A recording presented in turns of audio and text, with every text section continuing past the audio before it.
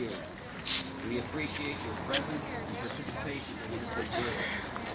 All around us in the cemeteries everywhere, marked by flags, are the graves of those who offer their lives so that we may live in safety, and so that others in this country may be safe from oppression. At this time, like the Reverend D. Ledger of the Southampton Congregational Church to do the invocation.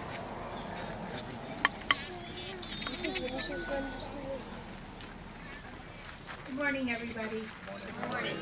Let us pause for a moment of meditation or prayer. Gracious God, Holy One of many names, we call upon you this day to bless our gathering here and our remembrance of those who have served valiantly in military service. We honor and we remember those who died so that we might stand freely here enjoying the fruits of their labor and witnessing to the great sacrifice of their lives, no matter how long ago or how recent, no matter how far away, no matter how near. We remember those who left behind family and friends to serve on our behalf. We remember those who died nameless but not forgotten on foreign soil, those missing in action, but those not missing from you, O God. And as we place wreaths and flowers today, help us also to place our hearts before these who have died. Help us in our remembrance to honor and to comfort our returning veterans from the places in which they have served all over the world. Help us to help them to readjust to civilian life, to heal the wounds of battle, to find greater peace within. We ask, O God, that you be with those families for whom this day brings renewed grief, pain for the daughters and the sons whom they have loved and lost. Be with grieving widows and parents, the children and the neighbors. Lift their suffering as we know you will, and wrap it in your tender mercy. Because together today we pray for the day when war shall be no more, when oppression shall cease the world over, and swords shall be crafted into plowshares, spears into pruning hooks, and nation shall not lift up sword against nation, from Isaiah. In God's holy name we pray. Amen.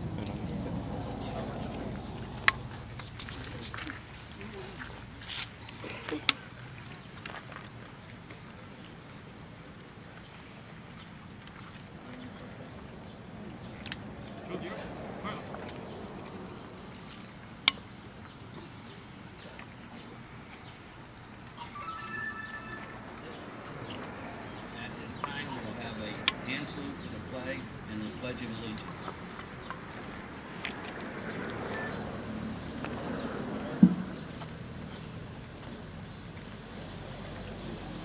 I pledge allegiance to the flag of the United States of America and to the republic for which it stands, one nation, under God, indivisible, with liberty and justice for all.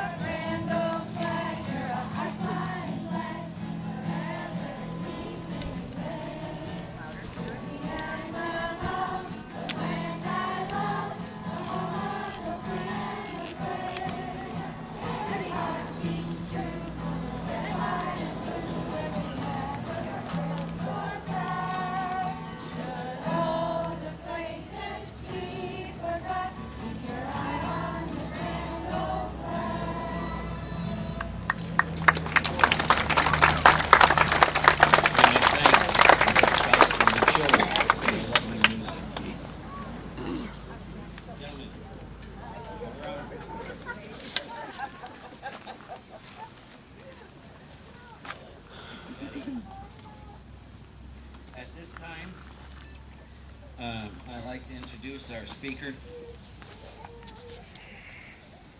Our speaker for today is Ted Hughes, a member of the American Legion Post 168, enlisted in the United States Navy in 1958.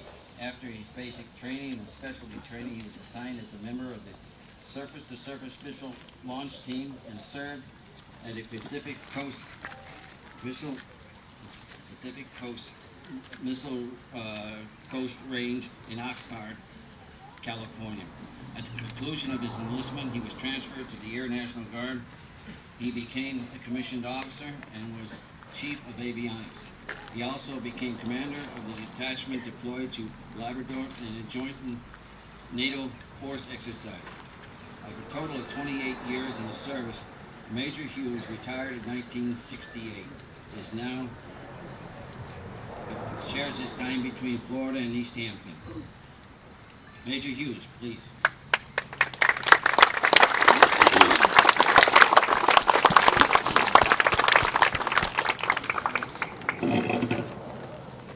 Good morning, and thank you, Richard. Now, Richard told me that if my speech was too long, he was going to pull the power cord and cut off the sound system. So I threw away the last 10 pages of the speech. At any rate, thank you, Richard Leclerc, Commander of Post 168. Jackie Sears of the Select Board. Reverend D., pastor of the Congregational Church here in Southampton. Senior Chief Ed Barucki, sitting here, a survivor of the attack on Pearl Harbor. And I'd like to start today by saying I am proud to be an American. And I am also a patriot. How many veterans do we have standing here with us today? I salute you. How many patriots do we have standing here today? Patriots. And like you, I am a patriot. There are 50 of us patriots. You and I are one, and our name is Massachusetts. We have seen Paul Revere and William Dawes give a ride giving warning of impending danger. We've seen the Patriots march from Concord to Lexington to help ward off that danger. The Revolutionary War lasted 8 years. Following that, the Civil War, 4 years. We saw brother fight against brother, each for the ideals that they believed in. In May of 1915, we witnessed the sinking of the Lusitania. That brought us into World War I, a war to end all wars. But in 1939, Hitler, we've all heard of him, Hitler invaded Poland. So we rallied to help defend against the atrocities of the world.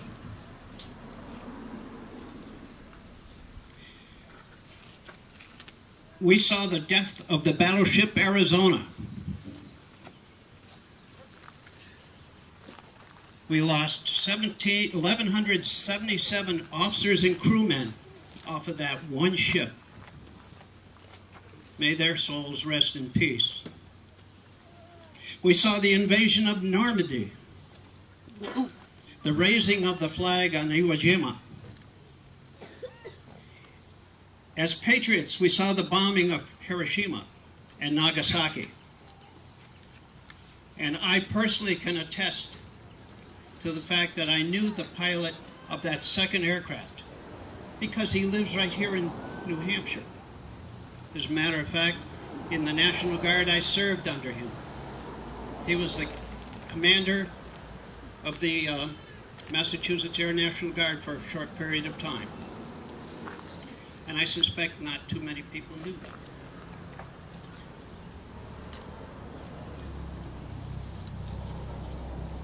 He was a humble man, hardly ever talked about what he had to do in the war. And we must remember so that it may never happen again. The Korean War. It was a war, but we called it a police action. It's the first peacetime war this country has seen. How many people served in Korea? Okay.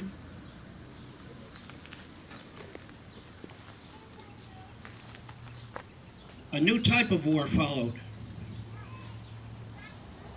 The war in Vietnam, guerrilla warfare. How many people here are Vietnam veterans? And I salute you. The evolution of wars brought war to the lands of America. It brought war to Americans stationed far away. The bombing of the USS Cole in Yemen, we lost 17 sailors.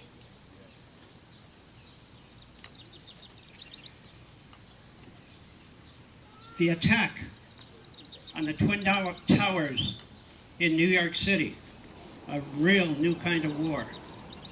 We lost thousands of people. Their only crime was going to work in the morning.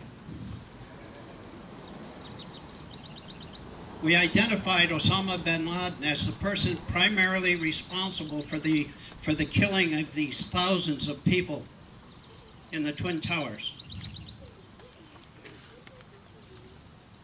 The president at the time announced that he would find no safe haven on this earth. That president left office. A different president with opposing political viewpoints took the torch and continued the search. And after the capture and killing of Osama bin Laden had been announced, I was a little disappointed. Disappointed to see the young people that were 5 to 10 years old at the time of the fall of the Twin Towers. They were celebrating in the streets at the death of Osama bin Laden. I was somewhat disappointed because that is not who we are as Americans. Perhaps a moment of relief, but to celebrate the death of a human being makes us no better than those who hate us for our way of life.